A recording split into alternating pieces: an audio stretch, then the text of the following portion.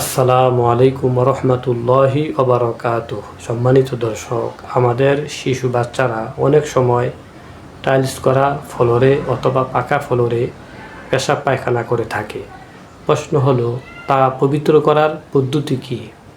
তো এর উত্তর হলো, যদি কোনো শিশু বাচ্চা টাইলস করা অথবা পাকা ফ্লোরে পেশাব পায়খানা করে দেয়, তবে তা পবিত্র করার পদ্ধতি হলো কোনো পবিত্র কাপড় দ্বারা যদি তা মুছে ফেলা হয়, এভাবে যে কোনো দুর্গন্ধ এবং কোনো নাপাকির চিহ্ন অবশিষ্ট না থাকে, তবে এক্ষেত্রে তা পাক হয়ে যাবে।